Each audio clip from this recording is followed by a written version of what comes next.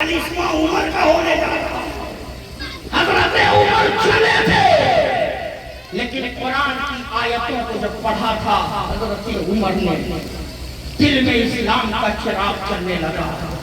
عمر نبی کی بارگاہ میں پہنچے، حضرت امیر حمزہ نے جب دور سے دیکھا تھا کہ عمر آ رہا ہے، ہاتھ میں ننگی تلوار لیے ہوا ہے، تو حضرت امیر حمزہ نے کہا یا رسول اللہ عمر آ رہا ہے، ہاتھ میں تلوار لے کر آ رہا ہے، غضب میں آ رہا ہے، عمر آ رہا ہے، جلال میں آ رہا ہے۔ میرے نبی نے مسکرا کر کے کہا تھا چچا عمر آ رہا ہے، آنے دو آنے دو آنے دو، اگر عمر اچھی نیت سے آ رہا ہے تو ٹھیک ہے، ورنہ عمر بری نیت سے آ رہا ہے تو پھر عمر کا مقابلہ کیا جائے گا، عمر سے مقابلہ کیا جائے گا۔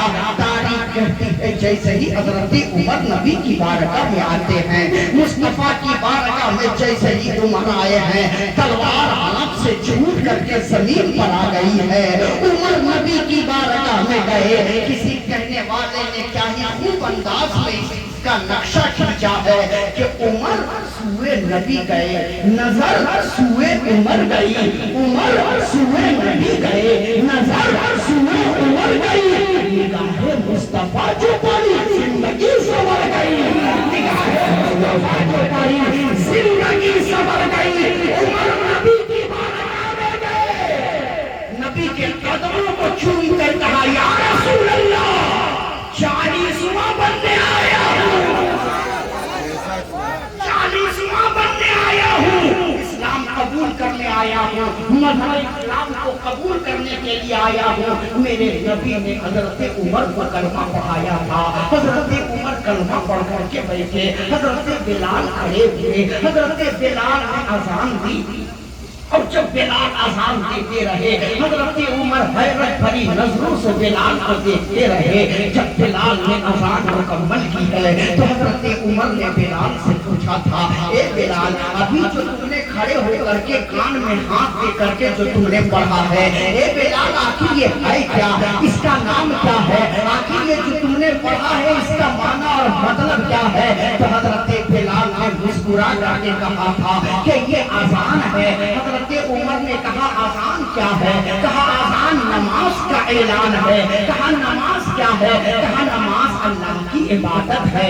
حضرت عمر نے کہا کہ نماز اللہ کی عبادت ہے تو ہم عبادت کہاں کریں گے؟ تو بلال نے کہا اذان پہاڑی پر دیا ہوں تو عبادت بھی پہاڑی پر کریں گے، جب اذان غار میں دیا ہوں تو عبادت بھی غار کے اندر کریں گے۔ تب حضرت عمر نے کہا تھا ہم اللہ کی عبادت کریں گے تو پہاڑی پر کیوں کریں گے، اللہ کی عبادت کریں گے تو غار میں کیوں کریں گے، اللہ کی عبادت کریں گے تو چھپ کر کے کیوں کریں گے، ہم اللہ کی عبادت کریں گے تو مسجد حرام میں جا کر کے کریں گے، ہم اللہ کی عبادت کریں گے تو کعبے میں جا کر کے کریں گے، ہم اللہ کی عبادت کریں گے تو حبیب کعبہ کے اندر جا کر کے کریں گے۔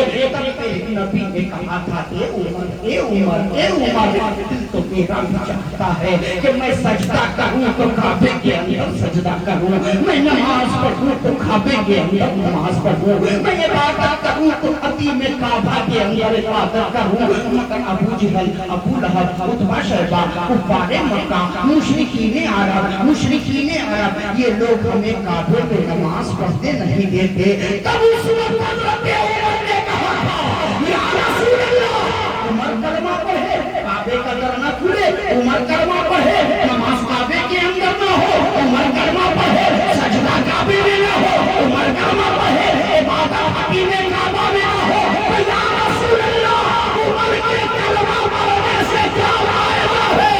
یا رسول اللہ چلیے آج کے بعد سے نماز ہوگی تو کعبے کے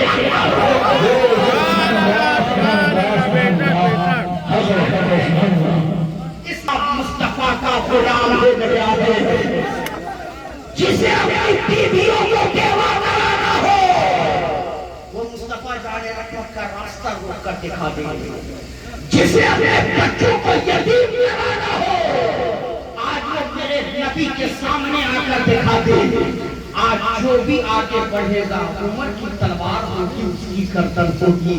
یہ عمر ہے جنہوں نے اسلام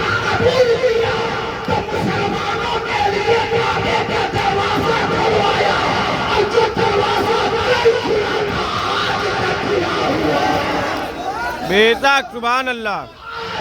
کھلا ہوا ہے کعبے کا دروازہ کھلوانے والی ذات کا نام حضرت عمر بن خطاب ہے.